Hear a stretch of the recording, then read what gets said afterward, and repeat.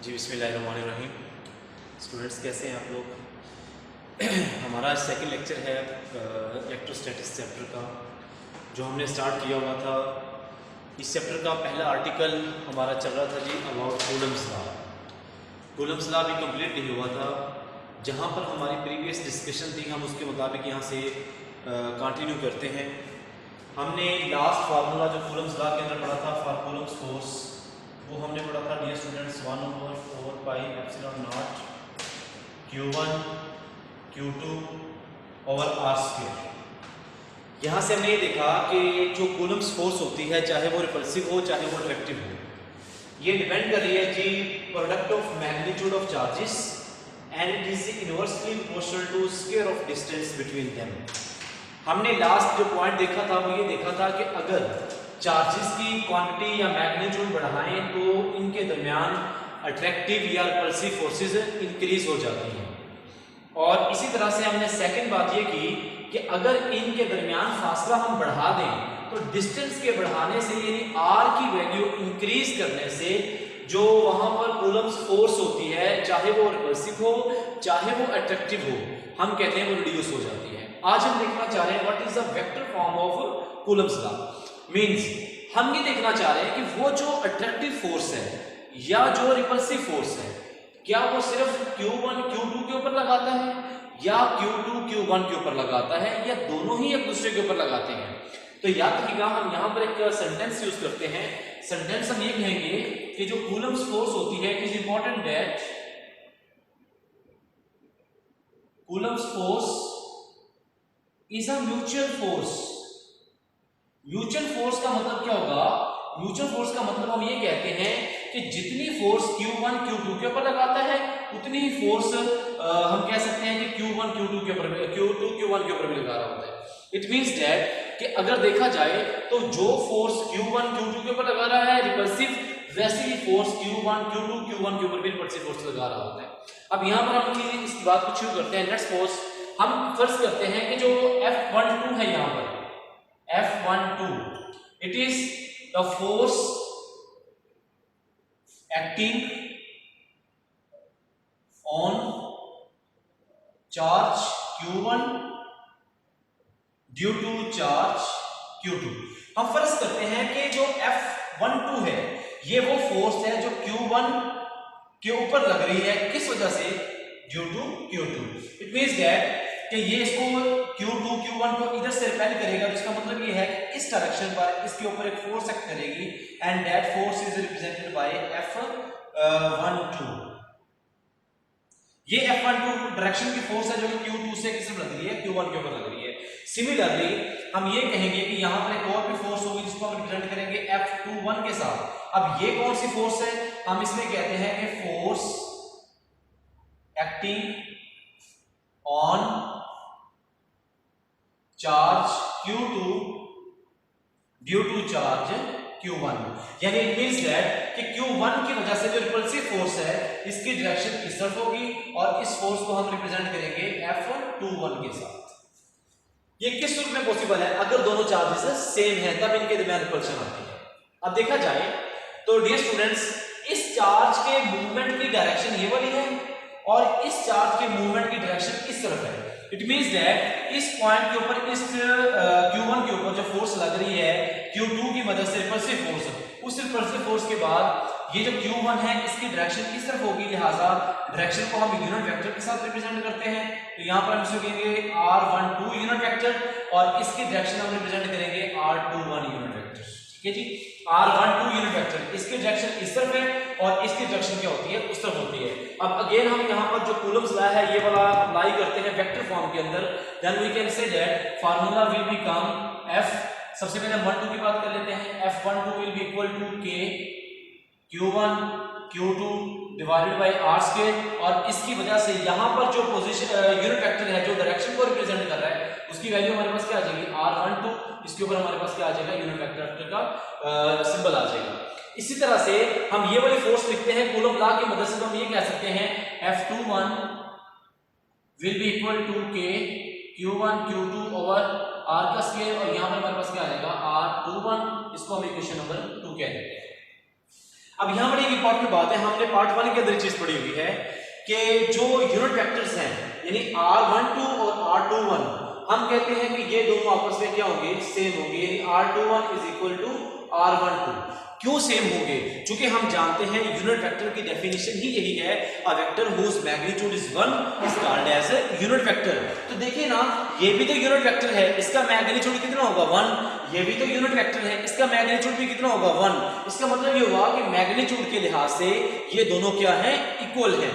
अब उसके बाद देखा जाए तो दोनों की डायरेक्शन तो रिवर्स हैं, यदि एक हमारे पास अगर राइट साइड पे दूसरा किस तरफ है, लेफ्ट साइड पर, तो लिहाजा हम जानते हैं फिजिक्स के अंदर जो डायरेक्शन अपोजिट हुआ करती है उसके लिए हम सिंबल का यूज कर लेते हैं, माइनस का सिंबल यूज कर लिया करते हैं। तो लिहाजा we can say that r21 will be equal to minus r12। It means that both the unit vectors are equal in magnitude but opposite in direction, जो कि यहाँ पे माइनस का साइन हमने सिंबल नोट किया हुआ है। तो लिहाजा क्या करते हैं, सिंपल सी बात है कि ये वाली वैल्यू उठाकर r21 की जगह पर पुट कर देते हैं इस इक्वेशन के अंदर। Then we can say that equation 2 will become, अब इक्वेशन 2 हमारे पास क्या बन जाएगी, हम देख लेते हैं। We can say that f21 will be equal to k q1 q2 over r square, और उसी के साथ r21 की जगह हमारे पास क्या आ जाएगा, माइनस r12, इसके ऊपर वैसे के वैसे सिंबल यूनिट वेक्टर का आ जाएगा। अब देखिए जरा, ये माइनस का साइन जो है मल्टीप्लाई के अंदर है ना, तो मल्टीप्लिकेशन के अंदर आप वैल्यू को आगे पीछे मूव कर सकते हैं। ये माइनस आप शुरू कर ले गए, then we can say that minus k q1 q2 over, हम कह सकते हैं जी इसके डिवाइडेड हमारे पास आ जाएगा r स्क्वायर इनटू आ जाएगा r12 यूनिट वेक्टर। अब जरा इतनी क्वांटिटी ऑब्जर्व कीजिएगा, सिर्फ इतनी वैल्यू। अब देखें यहाँ पर तो आपके पास ऑलरेडी वैसे क्या मूव करेगा, rf12 उसके ऊपर यूनिट वेक्टर आ जाएगा। अब ये वाली जो क्वांटिटी है ये किसके बराबर है, देखा जाए तो ये क्वांटिटी हमारे पास है f12 के बराबर। तो जब ये वैल्यू यहाँ पुट करेंगे then we can say that f21 will be equal to minus f12। अब ये वाला रिलेशन क्या रिप्रेजेंट कर रहा है,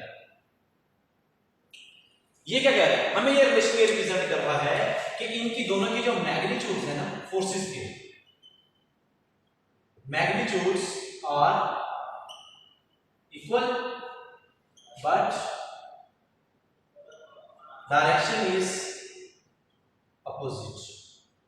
यानी माइनस का साइन यहां पर आ गया ना, तो माइनस का साइन क्या रिप्रेजेंट कर रहा है, माइनस का साइन डियर स्टूडेंट्स ये रिप्रेजेंट कर रहा है कि इनकी डायरेक्शन अपोजिट होगी। तो लिहाजा यहां से ये चीज प्रूव होती है कि दोनों फोर्सेस आपस में इक्वल है, लिहाजा जितनी q2 q1 के ऊपर लगा रहा है उतना ही q1 q2 के ऊपर लगाता है। तो सिंपल सा मतलब ये है जब दोनों तरफ से फोर्स लगेगी तो इसके लिए हम फिजिक्स के अंदर वर्ड यूज करते हैं म्यूचुअल। तो लिहाजा यहां से प्रूव होता है कि जो कूलम्स फोर्स है ये हमारे पास कौन सी होती है, म्यूचुअल फोर्स होती है, यानी दोनों चार्जेस इक्वल लगा रहे होते हैं। उसके बाद एक लास्ट पॉइंट कूलम ला कर रह गया, वो हमारे पास आता है जी what is the effect of medium on Coulomb's force. अब हम देखना चाह रहे हैं कि मीडियम का क्या इफेक्ट होता है। देखिए डियर स्टूडेंट्स, ये जो हमने अभी तक चार्जेस रखे हुए हैं इनके दरमियान हमने किसी किस्म का कोई भी मीडियम अभी ऑब्जर्व नहीं कर रहे।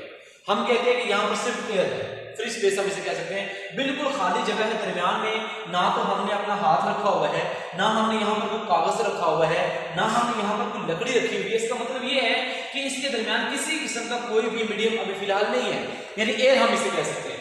तो देखिए इस सूत्र में हमारे पास जो फार्मूला आया था, that formula will be equal to f is equal to k q1 q2 over r का स्क्वायर, और इस सूत्र में जो k की वैल्यू पुट करने से मेरे पास क्या आंसर क्या आएगा, 1/4 pi epsilon not q1 q2 over r का स्क्वायर। यानी यहां पर जो मीडियम है, मीडियम ये किसके बराबर था, हमने कहा कि medium is equal to just and only permittivity of free space, यानी मीडियम यहां पर एप्सिलॉन नॉट के बराबर है। लेकिन अब अगर हम इनके दरमियान कोई मीडियम रख दें, इसकी मिसाल हम एग्जांपल कुछ लेते हैं, जैसा कि हम ये जानते हैं कि इसकी दोनों चार्जेस के दरमियान, यानी ये दोनों चार्जेस हमने रिप्रेजेंट किए हुए हैं, अगर इन दोनों चार्जेस के दरमियान भी हम इंसुलेटर रख दें, इंसुलेटर को दूसरे लफ्जों में हम डाइइलेक्ट्रिक भी कह सकते हैं। तो हम ये कह सकते हैं कि अगर इनके दरमियान हम कोई इंसुलेटर प्लेस करें, या जिसे हम कह सकते हैं कि डाइइलेक्ट्रिक रखें रखें तो डाइलेक्ट्रिक या इंसुलेटर पुट करने से क्या होगा, हम कहते हैं कि यहां पर जो इनके दरमियान इलेक्ट्रोस्टैटिक या इलेक्ट्रोस्टैटिक फोर्स होगी ना, ये डियर स्टूडेंट्स हमारे पास क्या हो जाएगी, वीक हो जाएगी। यानी कूलम्स इलेक्ट्रोस्टैटिक फोर्स क्या हो जाएगी, वीक हो जाएगी। क्यों वीक हुई है, इसकी वजह क्या है, वजह स्टूडेंट्स ये है कि जब मीडियम की वैल्यू जो है ना ये हमारे पास सिर्फ एप्सिलॉन नॉट के बराबर है, तो जब हम मीडियम प्लेस करेंगे कोई डाइलेक्ट्रिक या इंसुलेटर पुट करते हैं, इस केस में हमारे पास जो मीडियम का आंसर है it will be equal to epsilon not into epsilon r. यानी उस सूरत में क्या होता है, आपके पास मीडियम का इजाफा हो गया है, मीडियम का इजाफा होने का यहाँ पर जो एप्सिलॉन आर है ना, इसको हम क्या नाम देंगे, यहाँ पर सेपरेट लिख लेते हैं, epsilon r is named as relative permittivity, relative permittivity या इसको हम कह सकते हैं कि permittivity of any medium, किसी भी मीडियम की हम बात करते हैं। तो जब इस सूरत में मीडियम की वैल्यू हमारे पास epsilon not into epsilon r आ जाएगी, तो देखिए जरा अब कूलम्स फोर्स क्या बनती है, हम कहते हैं इस केस में हमारे पास फार्मूला बन जाएगा F is equal to K Q1 Q2 over R का स्क्वायर। तो अब यहाँ पर K की वैल्यू क्या बन जाएगी, 1 over 4 pi epsilon not into हमारे पास क्या आ जाएगा एप्सिलॉन आर। यानी पीछे मीडियम सिर्फ एप्सिलॉन नॉट के बराबर था, अब यहाँ पर क्या आ जाएगा epsilon not into epsilon r. तो जब ये वैल्यू यहाँ पुट करेंगे then we can say that Q1 Q2 और नीचे हमारे पास क्या आ जाएगा R का स्क्वायर। अब यहाँ देखिए जरा मीडियम जो है उसका रिलेशन फोर्स के साथ कैसा है, इनवर्स, यानी मीडियम का रिलेशन फोर्स के साथ कैसा है, इनवर्स। उसका मतलब ये होगा कि इस फैक्टर के ऐड होने से या मीडियम के आने से क्या हुआ है, हम कहते हैं कि जो फोर्स है ना कूलम्स फोर्स वो पहले से रिड्यूस हो गई है, ठीक है। तो यही वजह है बच्चे, हम ये कह सकते हैं कि मीडियम की मौजूदगी में या मीडियम प्लेस करने से हमारे पास क्या होता है कि इलेक्ट्रोस्टैटिक फोर्स जो होती है वो क्या बन जाती है, वीक बन जाती है। तो यहाँ पर हम ये कह सकते हैं, इसको हम प्राइम के साथ भी डिनोट कर सकते हैं, यानी ये है in the presence of any medium और ये है हमारे पास जब दोनों के दरमियान आपने फ्री स्पेस या सिर्फ सिंपल आपकी की बात करते हैं। अब ये यहाँ पर जो एप्सिलॉन आर है ना रिलेटिव परमिटिविटी, इसकी वैल्यूज डिफरेंट डाइलेक्ट्रिक्स के लिए डिफरेंट होती है। लेट्स सपोज इसकी वैल्यू अगर ले जाए हम बात करें जी एयर की सूरत में जो एप्सिलॉन आर होगा it will be equal to 1.0006 के बराबर इसकी वैल्यू आती है। उसके बाद इस तरह से आपके पास डिफरेंट मटेरियल्स के लिए डिफरेंट इसकी वैल्यू होती है, लेकिन चूंकि एयर के लिए 1.0006 है, हम इसको तकरीबन नेग्लिजिबल करके 1 के बराबर ही काउंट कर रहे होते हैं। एक बुक के ऊपर पूरा टेबल गिवन है जिसके अंदर इसकी वैल्यूज जो है ना वो सेपरेटली हम देख रहे होते हैं। तो यहाँ पर ये जो डाइलेक्ट्रिक कांस्टेंट है ये रिलेटिव परमिटिविटी है, अगर इसकी वैल्यू निकालना चाहें तो हम इनको आपस में डिवाइड कर देते हैं। तो अगर हम इनको आपस में डिवाइड करेंगे then we can say that f over f prime so इसको f प्राइम ओवर f कर देना कि हमारे पास रिलेशन ज्यादा अच्छा आ जाए। तो ये किसके बराबर होगा जी 1 over 4 pi epsilon not epsilon r q1 q2 over r का स्क्वायर डिवाइडेड बाय हमारे पास क्या आ जाएगा 1 over 4 pi epsilon not q1 q2 over r का स्क्वायर। ये स्टूडेंट्स ये आपस में कर जाएंगे, ये आपस में कर जाएंगे, ये आपस में कर जाएंगे, सिर्फ हमारे पास एक फैक्टर बचेगा वो हमारे पास हो जाएगा एप्सिलॉन r। तो यहां से हम ये कह सकते हैं कि f prime over f will be equal to epsilon r। यानी इसका मतलब ये होगा कि कूलम्स फोर्स जब आपने मीडियम प्लेस किया हुआ है और जब कोई मीडियम नहीं है उनके दरमियान जो रेशियो होगी ये डाइलेक्ट्रिक कांस्टेंट ये रिलेटिव परमिटिविटी के बराबर होती है। अब देखें ऊपर भी फोर्स नीचे भी हमारे पास क्या है फोर्स, तो आपको पता है जब सेम क्वांटिटीज आपस में डिवाइड होती हैं उनकी रेशियो ली जाती है तो उस वक्त उनका ऐसा यूनिट आपस में कट जाते हैं। तो देखिए इसका भी न्यूटन इसका भी न्यूटन न्यूटन से कट जाएगा, इसका मतलब ये होगा कि रिलेटिव परमिटिविटी का किसी किसी का कोई यूनिट नहीं होता। It means that this dielectric constant और relative permittivity is unitless and also as well as dimensionless, क्योंकि हम चैप्टर 1 के अंदर पढ़ा हुआ है। तो इंशाल्लाह नेक्स्ट लेक्चर में हम डिस्कस करेंगे फील्ड ऑफ फोर्सेस कि किसी भी एक चार्ज का हम फील्ड कैसे रिप्रेजेंट कर सकते हैं, उसकी जनरेशन क्या होगी, किस सिंबल के साथ उसको डिनोट किया जाता है, इलेक्ट्रिक फील्ड क्या चीज होती है। अपना बहुत सारा ख्याल रखिएगा। अल्लाह हाफिज़।